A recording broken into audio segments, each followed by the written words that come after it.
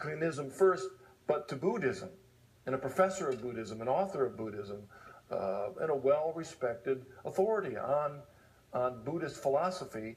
But as we just ended the first part of the program, he talked about making that first journey, that first step from Buddhism into a belief in the reality of God. I mean, that in itself changes so many different aspects. Look at science, look at the world, look at yourself, who you are and what you are. Yes. But it doesn't necessarily mean that you're going to be a Christian. I mean, where did you look at that point? Did you look back at your childhood faith? Yeah.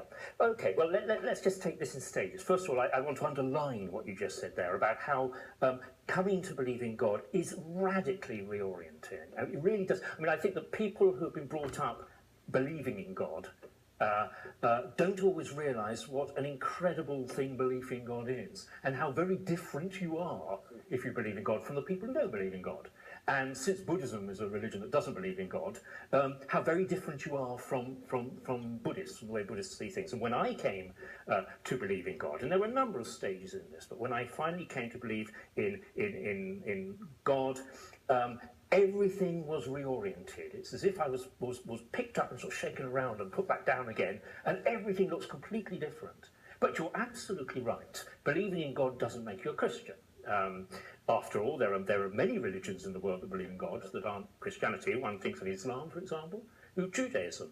So if we look at this in terms of the logical stages of my journey, and I went through these different intellectual stages, though often they were all happening together, but basically I organised it in these different things. The next thing that really influenced me, given that I now believe that there's a God, and that therefore that God is and the God I've come to believe in, of course, is a God who cares and who loves and who is involved in the world and in history. Given that I came to believe in that God, the next stage of my journey was to say to myself, well, now which of the theistic religions do I follow? And what really influenced me next, I say funnily enough, because it might be a bit of a surprise to a lot of people, was actually the resurrection. I said, well, okay, God intervenes in the world. Where is God intervening in the world?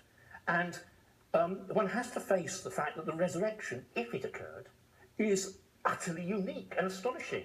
And I can say this, having studied all these Asian religions. There's nothing quite like the resurrection in Asian religions. And I have come to believe that if you look at the accounts of the resurrection, that a genuine bodily physical resurrection, by which I mean the tomb was empty, is the most reasonable explanation of what actually happened at that first Sunday. I know there are some, I'm sad to say, even some Christians who seem to think that